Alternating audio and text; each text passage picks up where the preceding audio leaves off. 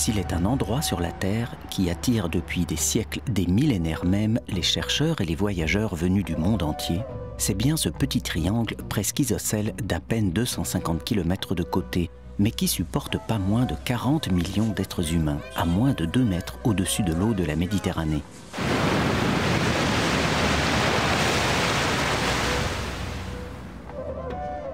Ce delta, écosystème unique au monde, est véritable garde-manger du pays. C'est celui du Nil. Plus de la moitié de la population égyptienne vit dans ce triangle, qui représente moins de 2% de la surface du pays.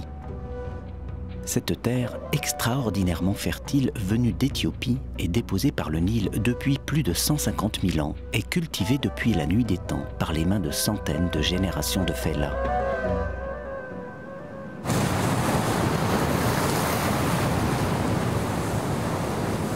Une lourde menace pèse sur les Égyptiens. Ils seront parmi les premiers à subir les conséquences du réchauffement climatique. Une grande partie du delta surpeuplé risque d'être submergée par une Méditerranée de plus en plus agressive.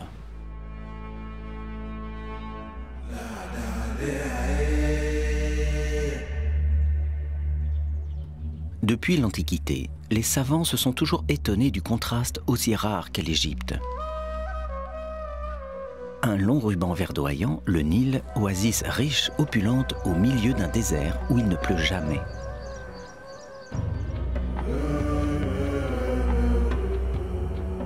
L'espace habité se réduit à ce cerf-volant vu du ciel, mais emprisonnant les hommes entre deux immensités désertiques brûlantes, réputées les plus chaudes de la planète. Ces hommes ont une particularité. Ils s'identifient à leur terre et à leurs fleuves. Jamais ils ne partiront, ou alors il faudra les en arracher. Le docteur Mohamed Barnassi travaille à l'université d'Alexandrie.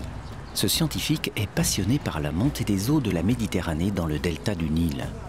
Sa spécialité, c'est justement d'essayer de comprendre ce qui se passe dans cette région nord du delta. Cela fait maintenant plus de 6 années de sa vie qu'il se consacre avec son équipe à ce petit bout de terre en sursis. Très bientôt, il se pourrait que l'on soit obligé de s'en aller, d'abandonner notre terre, car la mer est en train de nous la voler. Cette terre ne serait plus qu'un très beau souvenir et nous perdrions nos racines.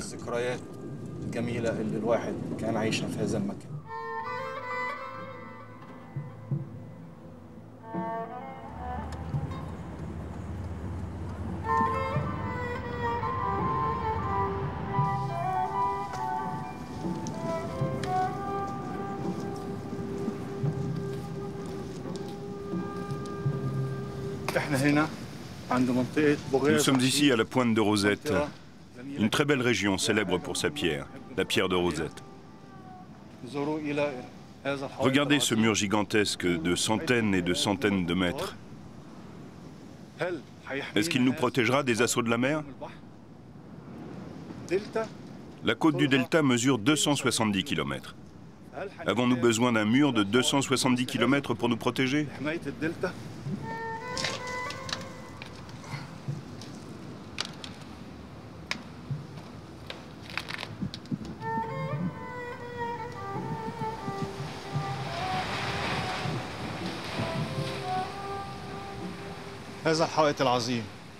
Ce mur énorme semble invulnérable, mais que se passera-t-il si jamais il y a une faille, s'il se brise, et que la mer s'engouffre brutalement dans le delta? Quel sera le sort des millions de gens qui habitent derrière? Ces petites vagues ne semblent pourtant pas bien méchantes, mais à y regarder de plus près, elles sont terriblement efficaces. Elles agissent 24 heures sur 24, toute l'année, et avec encore plus de puissance l'hiver.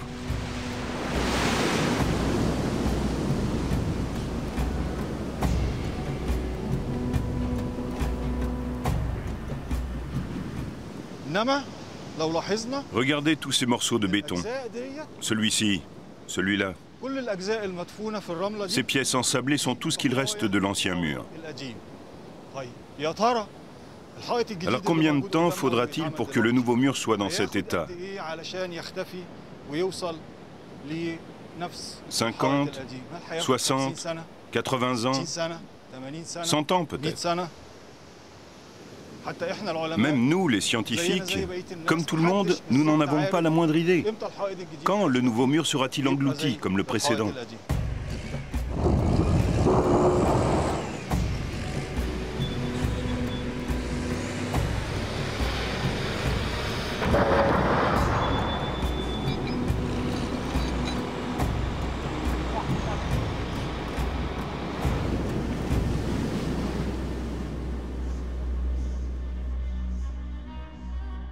Si les Égyptiens construisent ce mur gigantesque, c'est pour protéger le delta du Nil, car celui-ci est entré dans une phase de destruction dont les responsables sont les hommes.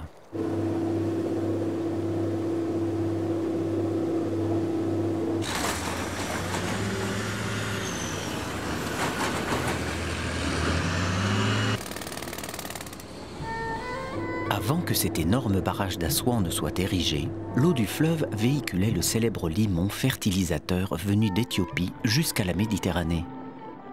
Ce limon permettait au delta de résister à la mer en reconstruisant au fur et à mesure ce que les vagues arrachaient.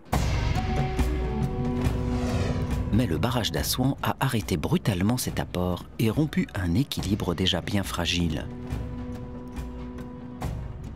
Cette énorme digue et l'écoulement de l'eau par plus de 10 000 km de canaux d'irrigation et de centaines de minuscules barrages retiennent des millions de mètres cubes d'alluvions qui n'arrivent plus jusqu'à la mer.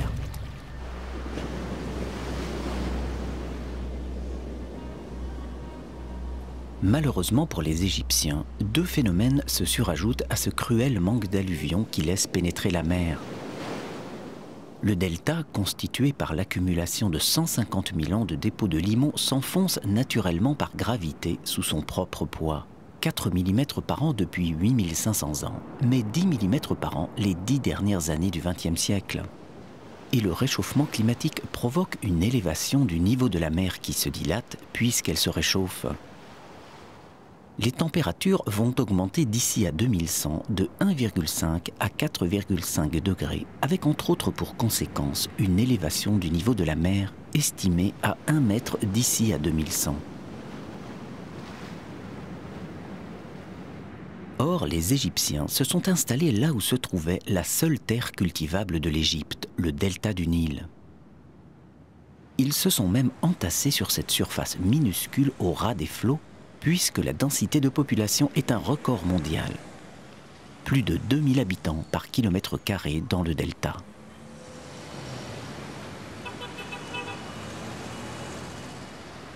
Dans ce triangle, on n'est jamais à moins de 15 km d'une ville d'au moins 30 000 habitants.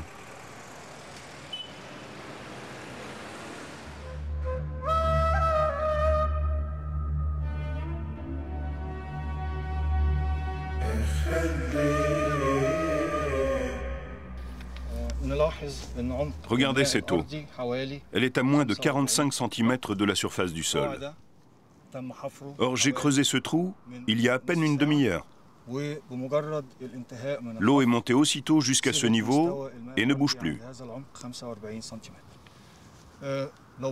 Ce mur derrière moi qui vient d'être construit est peut-être efficace, mais la nature est bien plus forte, car l'eau de mer passe sous le mur et remonte par capillarité.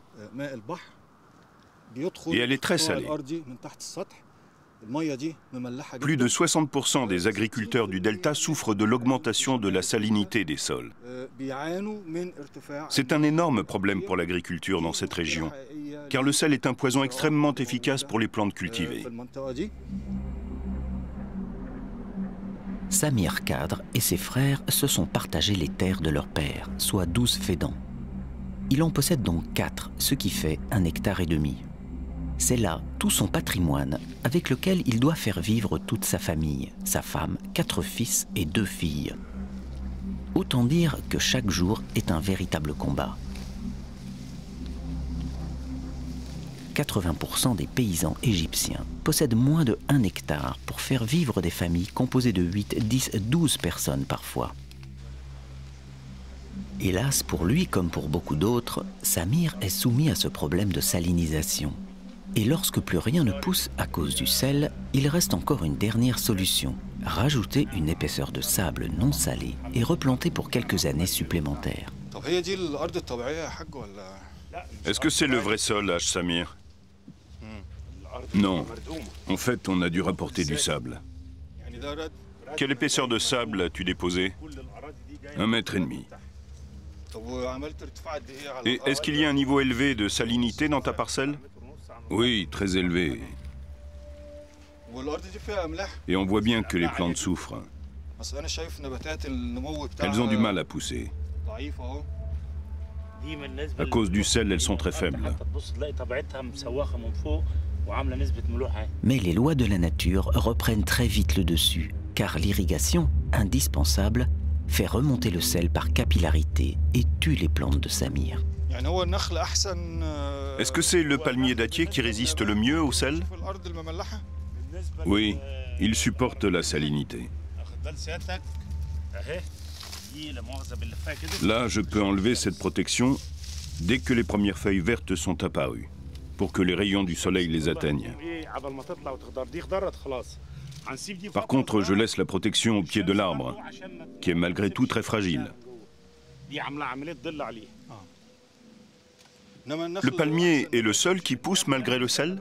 Oui, car avec un sol d'une telle salinité, il n'y a plus que lui.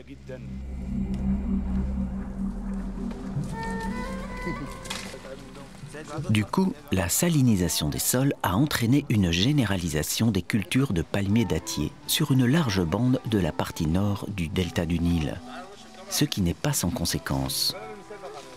Omar Mansour est un homme d'affaires. Il a acheté à l'avance, il y a plus d'1 an, la totalité de la production à venir de 1000 palmiers, situés à quelques centaines de mètres de la parcelle de Samir.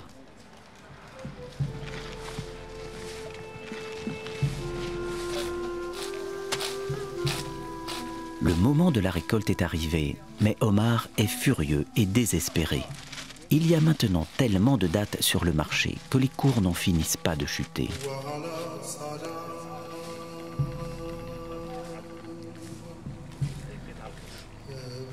Il ne pourra pas payer chacun des 7 ouvriers qu'il a engagés plus de 3 livres égyptiennes par journée, soit moins de 40 centimes d'euros. Et il sait déjà que même s'il parvient à tout vendre, il aura de toute façon perdu de l'argent.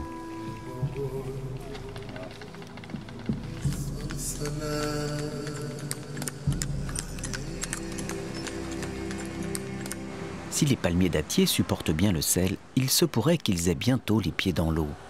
Et là, leur capacité de résistance sera dépassée. Avec son équipe de l'Université d'Alexandrie, le docteur Barnassi est l'un des rares scientifiques à avoir mesuré très précisément l'érosion et la progression de la mer à l'intérieur de la pointe de Rosette. L'image de droite est une vue de la pointe de Rosette prise en 1985. Et on voit clairement qu'il existe une distance entre ces lacs et la mer. L'image de gauche a été prise en 1999 et les lacs sont au contact de la mer. Ce mur de protection est déjà englouti. La mer a progressé de 1400 mètres en 14 ans, soit une moyenne de 100 mètres par an.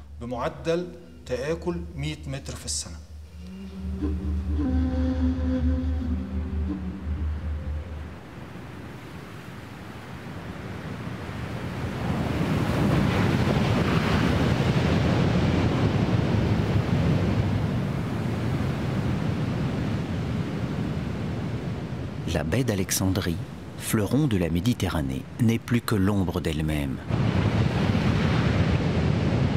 Les bâtiments les plus proches de l'eau sont abandonnés. Les plages ont quasiment toutes disparu. Et le gouvernement engloutit sans relâche des sommes gigantesques dans la construction de murs de protection. Ces blocs de béton tentent de pallier le manque d'apport d'alluvions autrefois transportés par le Nil et qui luttaient naturellement et efficacement contre les vagues. Depuis 1963, ce limon est immobilisé 800 km en amont. Il est là, sous cette eau, emprisonné derrière le barrage d'Assouan.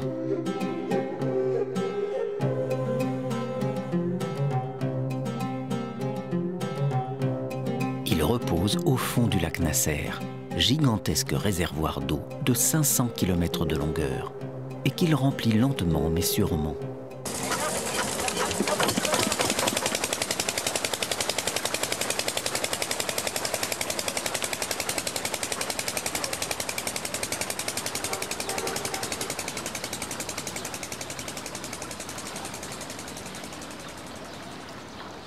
En attendant, cette eau distribuée savamment tout au long de l'année par des milliers de pompes métamorphose le désert en une oasis extraordinaire, la plus vaste de la planète. Habib Ayeb est géographe et chercheur à l'Université américaine du Caire. Sa spécialité, c'est l'étude de cette eau et de ses innombrables corollaires politiques et sociologiques. Ce barrage, il a permis notamment d'intensifier l'agriculture. On est passé d'une récolte par an à 2 récoltes par an grâce à la généralisation de l'irrigation pérenne. Le pays dispose d'un stock d'eau considérable. Ce barrage, il peut contenir jusqu'à 165 milliards de mètres cubes d'eau, autrement dit 165 kilomètres cubes d'eau, c'est sa contenance. Et donc il assure, bon an, mal an, une sécurité hydraulique. Cette souveraineté hydraulique du pays, elle est assurée. Donc, ce barrage a permis au secteur économique, agricole surtout, et à la population de vivre sous une protection. Il n'y a plus de risque de sécheresse, il n'y a plus de risque d'inondation. Donc, les gens peuvent investir, peuvent travailler, peuvent aussi augmenter, puisqu'on est passé d'une population qui comptait autour de 30 millions de personnes dans les années 50 à 72 millions de personnes aujourd'hui.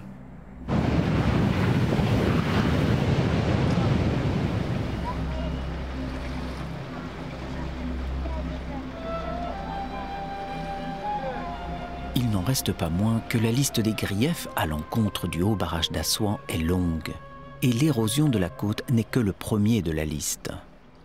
Il en est un autre, beaucoup plus discret en apparence, mais tout aussi dramatique pour le delta et son économie. Voici le port d'Alexandrie, au lieu de pêche de la sardine pendant des siècles. Tout semble normal, mais à y regarder de plus près, les bateaux sont peu nombreux au regard des 5 millions d'habitants de cette mégapole. Ils sont tous dans un état de délabrement avancé. Il n'y a qu'un seul minuscule ponton pour l'accostage, ce qui oblige les pêcheurs à utiliser des barques.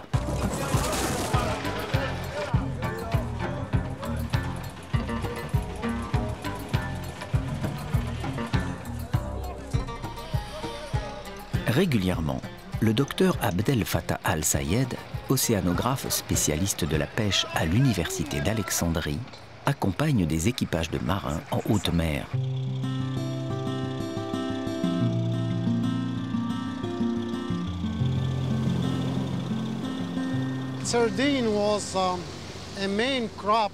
La sardine constituait la principale ressource de la mer dans les années 60 et au début des années 70.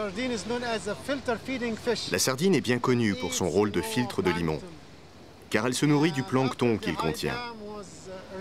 Après que le haut barrage a été construit, le limon n'est plus arrivé jusqu'ici par le Nil. Et donc tous les nutriments qu'il transportait jusqu'à la mer ont dramatiquement chuté, non seulement ici, mais dans la Méditerranée tout entière.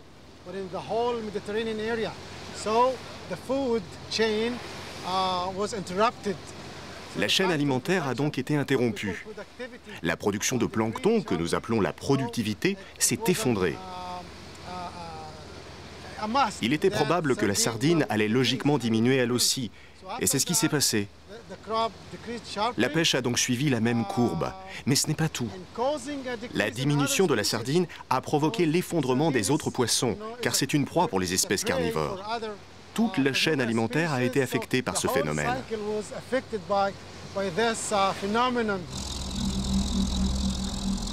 Les meilleures conditions pour que le plancton prolifère dans l'eau, c'est l'association complémentaire des apports nutritifs venant du continent, l'azote et le phosphore en particulier, mais aussi ceux venant de la mer. Le haut barrage d'Assouan a provoqué une chute drastique du poisson dans toute la Méditerranée. Sur 47 espèces de poissons pêchés habituellement, 30 ont disparu. Des milliers de familles du littoral méditerranéen égyptien se sont retrouvées sans ressources. car cette crise a affecté non seulement les pêcheurs, mais tous les métiers qui dépendent de la pêche, des fabricants de glace, transporteurs, employés des criers, aux petits revendeurs de poissons des moindres ruelles d'Alexandrie.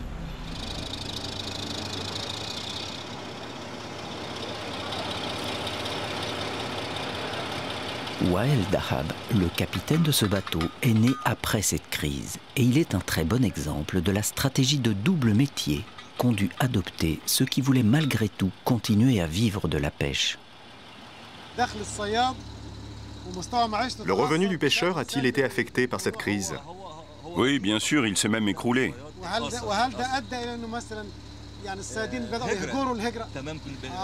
Est-ce que des pêcheurs ont abandonné ce métier? Mais oui, un très grand nombre. Il y en a eu beaucoup qui ont quitté l'Égypte pour aller chercher ailleurs des contrats de travail. Cela me ramène à ce que tu m'avais dit. Tu as une licence de droit, je crois. Or, tu fais de la pêche en mer? Oui, car cela me permet d'avoir un autre métier si jamais la pêche ne marche pas. C'est la peur de l'avenir, en fait. Oui, c'est exactement ça.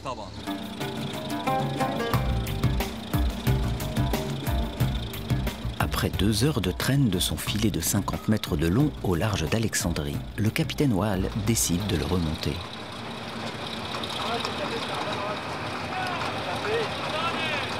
Ce jour d'octobre, la réalité ne contredira pas la théorie.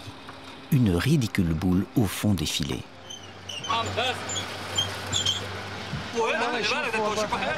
Un petit tas de poissons qui ne se disputent que leur petite taille. Mais contre toute attente, c'est la joie sur le bateau. Pour Wael et son équipage, c'est une très bonne pêche. C'est dire à quel point ces marins se sont habitués à ne plus remplir leurs filets. Wael et ses 4 marins ont pêché 7 à 8 kilos de rouget qui n'ont pas encore atteint leur taille adulte. Quelques poulpes, quelques kilos de petits poissons. Tout le reste, trop petit et sans valeur marchande, retourne à la mer.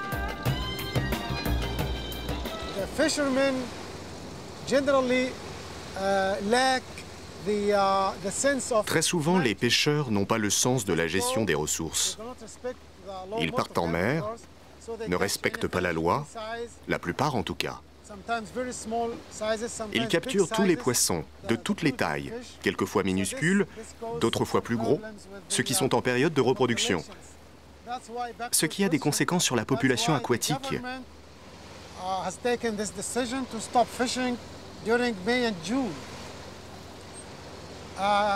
C'est pourquoi le gouvernement a pris la décision d'interdire la pêche pendant les mois de mai et juin, en misant sur le fait que les poissons pourraient ainsi se multiplier en laissant le temps aux femelles de pondre.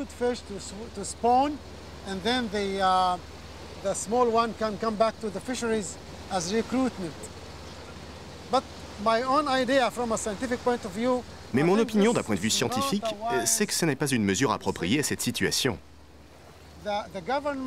La décision du gouvernement repose sur l'idée que la plupart des poissons se reproduisent en été, pendant les 2 mois de mai et juin.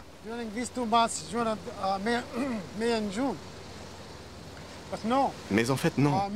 Un très grand nombre d'espèces se reproduisent aussi bien en été qu'en automne, ou encore au printemps. Donc si vous voulez interdire la pêche, il faut l'interdire toute l'année. Cette mesure prise par le gouvernement a provoqué un tollé chez des milliers de familles, dont la seule ressource provenait de la mer et qui, du jour au lendemain, ne pouvaient même plus se nourrir. L'interdiction a été levée au bout d'1 mois et demi. Tu sais, la mer ici est comme un animal blessé. Moi, je te le dis, il faut que notre gouvernement signe des accords avec les autres pays pour qu'on laisse la mer tranquille, qu'on envoie les pêcheurs travailler bien plus loin. Tu veux dire aller pêcher outre-mer? Exactement. Interdire complètement la pêche pour une longue durée? Que les pêcheurs partent ailleurs, pendant 4 ou 5 ans.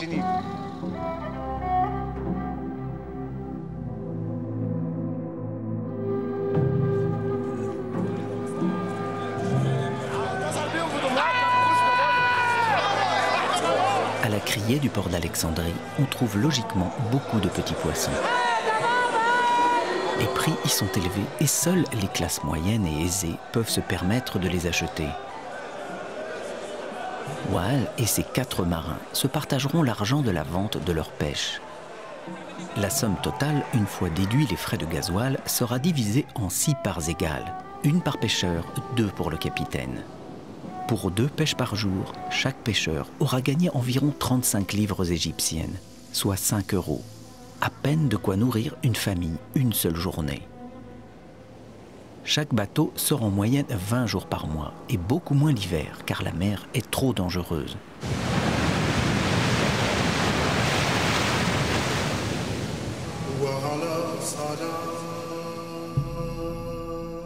Mais les nutriments indispensables au développement du plancton dans la mer le sont également pour les végétaux terrestres. Ce sont exactement les mêmes, l'azote et le phosphore. Le barrage d'Assouan a irrémédiablement mis fin à la fertilisation ancestrale de la terre par les crues du Nil.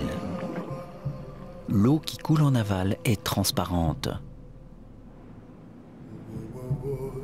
Les fellahs ont dû recourir massivement aux engrais chimiques fabriqués en Égypte par de nouvelles usines, très consommatrices en énergie, mais rendues possibles grâce à l'énorme puissance de l'usine hydroélectrique du barrage.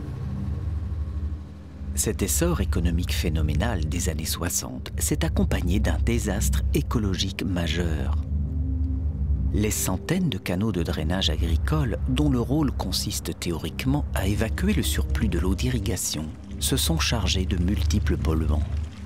Des milliers de tonnes de surplus d'engrais chimiques, de pesticides, d'ordures ménagères, mais aussi des déchets de ces mêmes usines d'engrais déversés directement dans le Nil. Ceux des raffineries de pétrole et autres usines dont quasiment aucune ne traite ces eaux usées. Se rajoutent à ces polluants les égouts des innombrables villages du delta surpeuplé. Au bout du compte, cette eau hautement polluée se retrouve dans les cultures.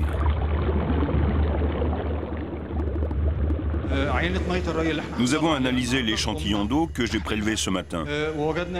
Nous y avons mesuré une forte concentration en phosphore, en nitrate et métaux lourds, en particulier pour le manganèse, le cuivre et le zinc.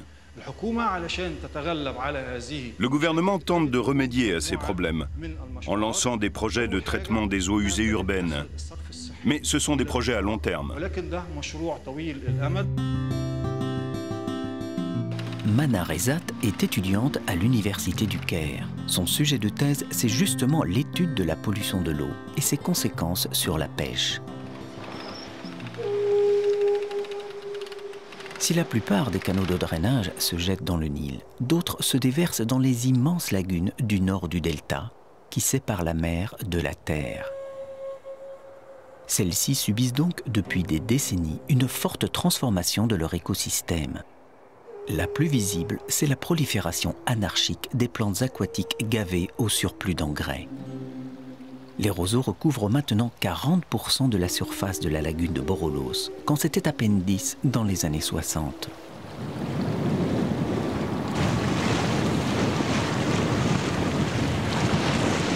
La moins visible des transformations de l'écosystème des lagunes, c'est la quasi-disparition de toutes les espèces aquatiques.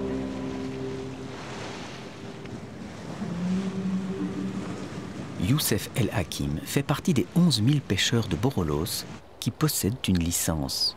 Mais plus de 10 000 pêchent en toute illégalité.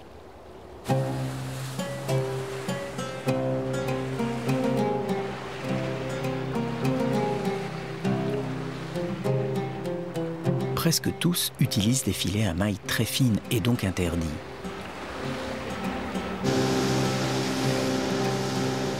La police de la lagune dresse plus de 800 contraventions par jour pour tenter de faire respecter la taille maximum de mailles de filet.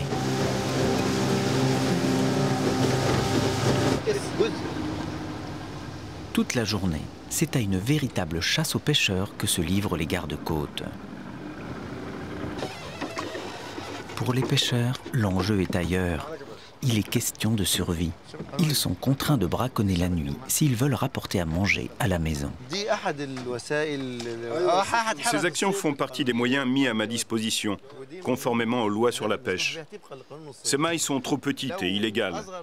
Alors on confisque les filets et on confisque le bateau. Et en coopération avec la police côtière, on prend toutes les mesures prévues contre le pêcheur.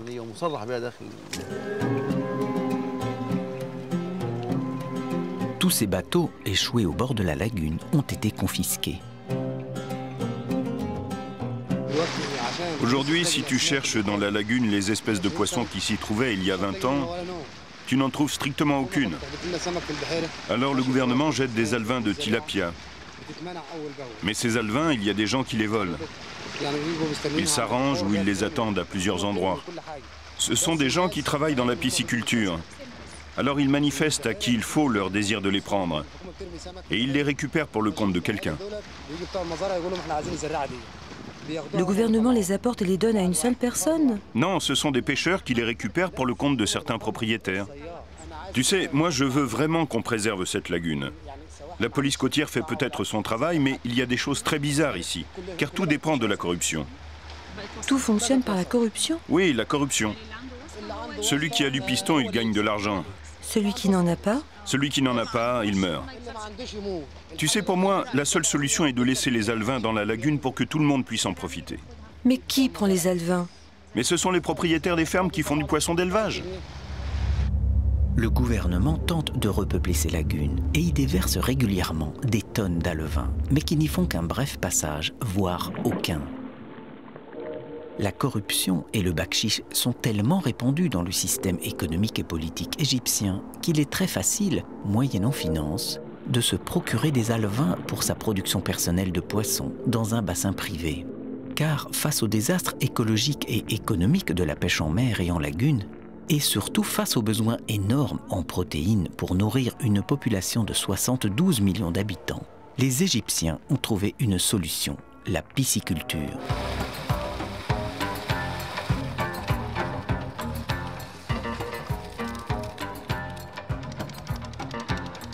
La pisciculture s'est développée de façon fulgurante en passant de 15 000 tonnes par an en 1984 à plus de 600 000 aujourd'hui.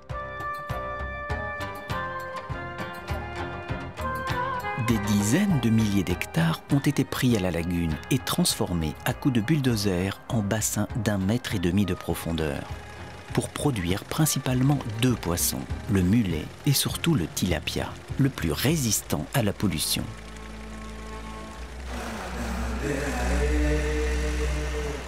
Seulement, une loi incontournable pose un problème majeur à la pisciculture.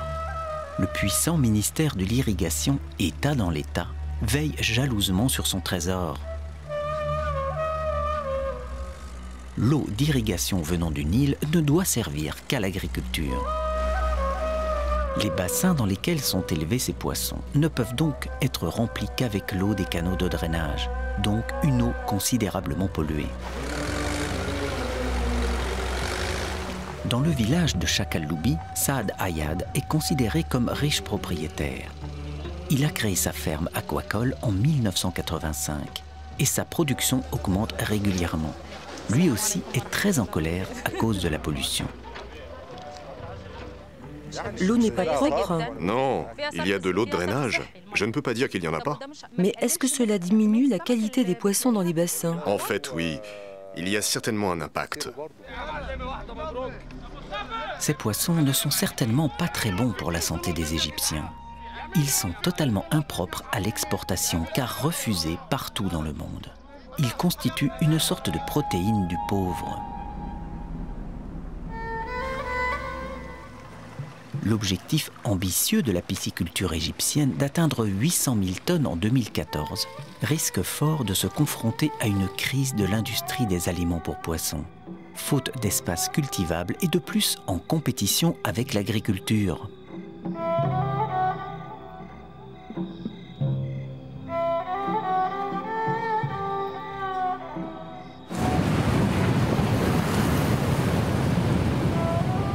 plus, les surfaces cultivées sont lentement mais sûrement rognées par la montée inexorable de l'eau de mer et par la salinisation des sols.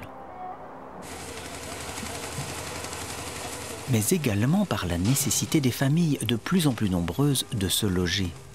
Et si la construction des maisons, pourtant interdite sur les parcelles, continue au rythme actuel, il ne restera dans le delta du Nil plus un seul mètre carré de terre cultivable dans 60 ans.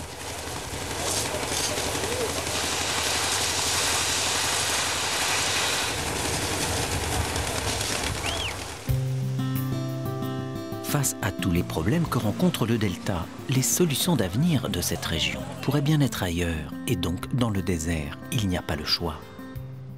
Que faire dans cet environnement hostile à la vie qu'est le désert égyptien? Pour rencontrer parmi les premiers hommes à avoir tenté l'expérience de la culture du désert égyptien, il faut s'éloigner de la verdure du delta, en empruntant l'autoroute du désert entre Alexandrie et Le Caire. Au kilomètre 92, un petit panneau discret indique « Monastère Abou Makar ».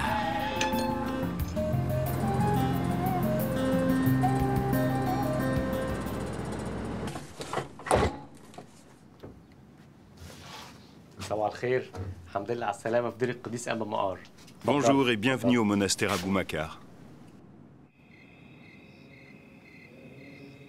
Dans ce monastère, si la journée commence à 3 heures du matin par des chants et des prières, c'est aussi pour se donner la force d'affronter le désert dès le lever du soleil. Ces pionniers, ce sont eux, les moines coptes. En Égypte, les coptes représentent plus de 15% de la population et forment la principale minorité religieuse. Pendant des siècles, ces moines se sont voués à la vie monastique. Mais aujourd'hui, ils prennent une grande part dans la recherche de solutions aux problèmes de leur pays.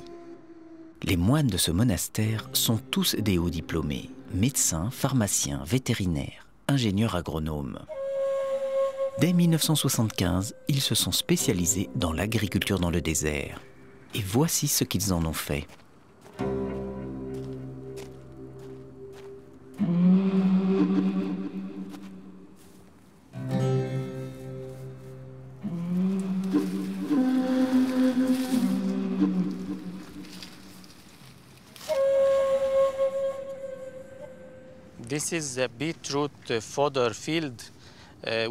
Voici un champ de betteraves fourragères qui se récolte en été. En Égypte, nous avons un problème l'été pour nous fournir en fourrage pour le bétail.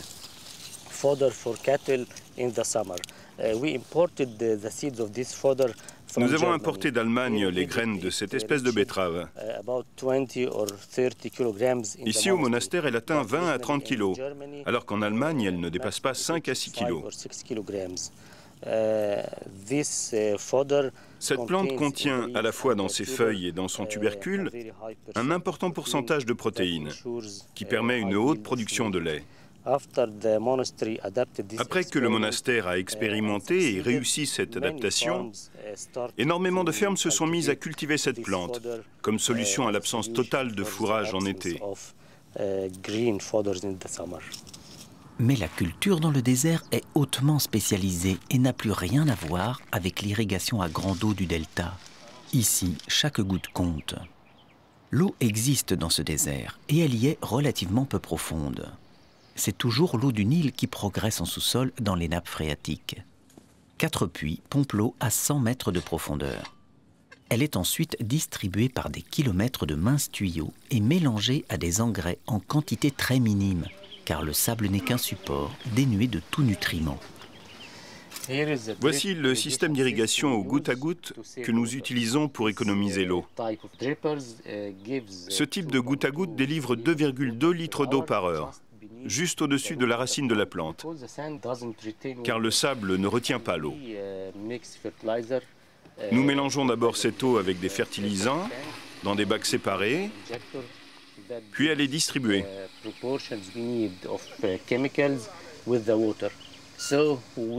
Nous faisons ce qu'on appelle la fertiligation, c'est-à-dire de la fertilisation et de l'irrigation. Nous économisons donc l'eau, les fertilisants et le travail. C'est le fondement même de la culture dans le désert. Mais l'eau puisée dans le désert est légèrement salée dans une grande partie de l'Égypte, ce qui rend délicate la culture à grande échelle. Samer El-Mofti est un scientifique spécialiste du désert. Ici, on l'appelle l'amoureux du désert. Malgré ce sable qui nous entoure et ce problème de salinité de l'eau du sous-sol, il est possible de transformer ce désert en ferme. Cette eau salée peut servir à irriguer d'autres plantes et permettre la création de nouvelles fermes. Je vous propose de vous montrer un exemple. Cette ferme, c'est celle de Nabil El-Moghi, qui, un jour de 1985, lit par hasard un article sur l'arbre magique des Indiens du sud-ouest des États-Unis d'Amérique, le jojoba. Il achète plusieurs hectares de désert à 100 km du Caire et les métamorphose en forêt.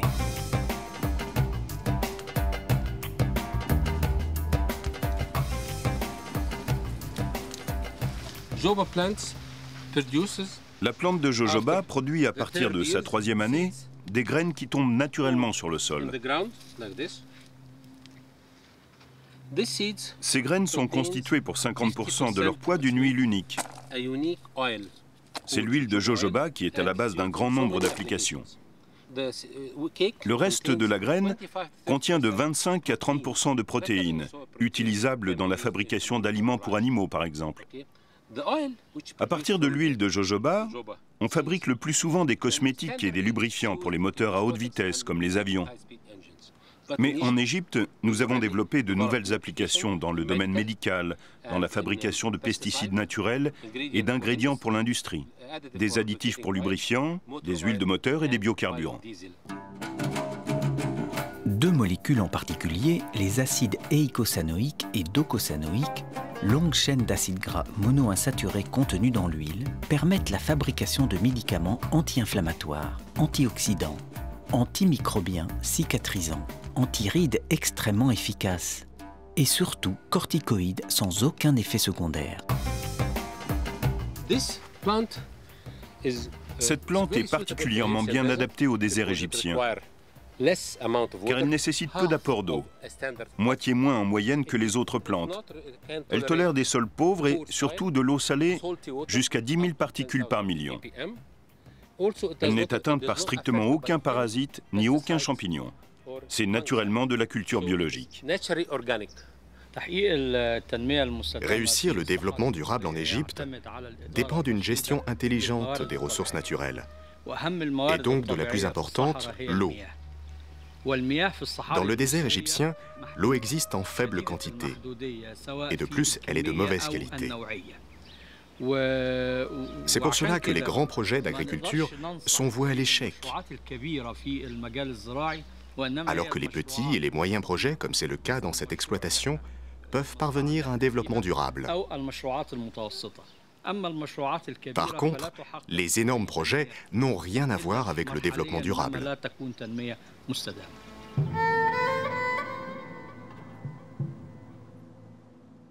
Vous savez, mon rêve, c'est que le jojoba devienne la principale culture du désert égyptien.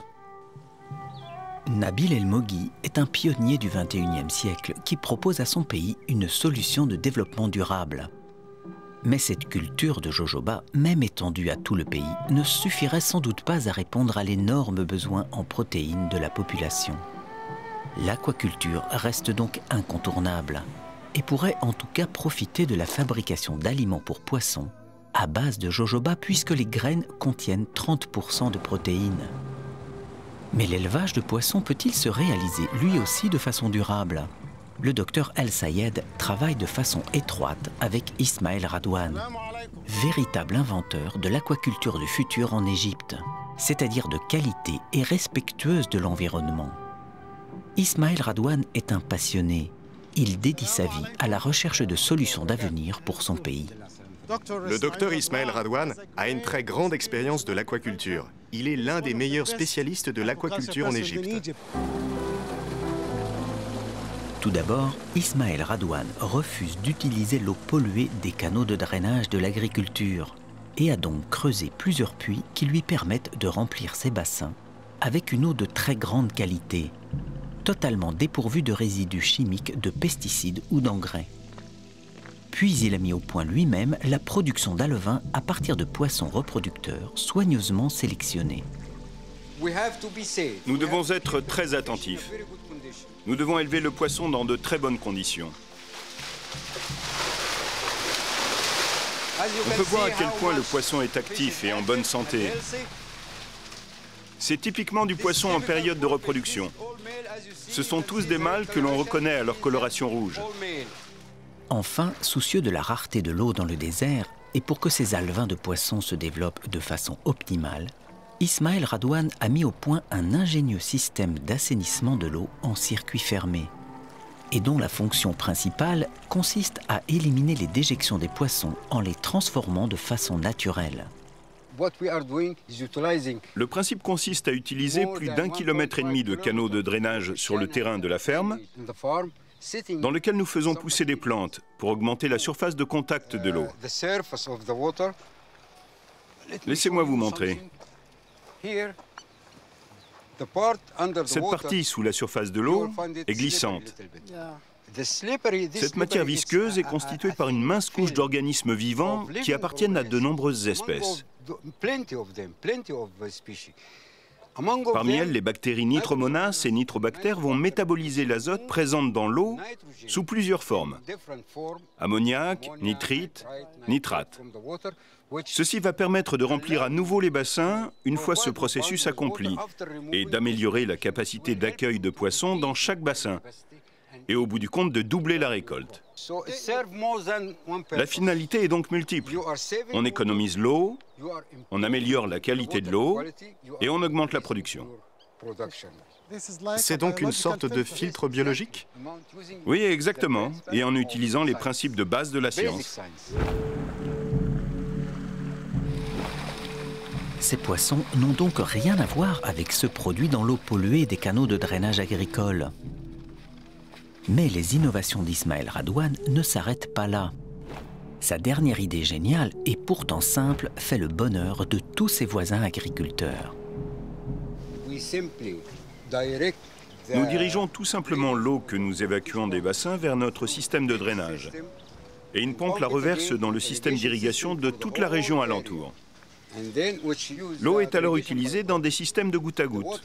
L'eau est donc utilisée 2 fois. La première fois pour les poissons, de l'eau de qualité la meilleure possible, ce qui doit nous aider à exporter notre poisson. Et la deuxième pour l'irrigation, après qu'elle ait servi dans nos bassins et qu'elle se soit chargée en azote, qui est un fertilisant primordial pour faire pousser les plantes. Et une dernière chose, il s'agit d'azote organique et non d'azote chimique.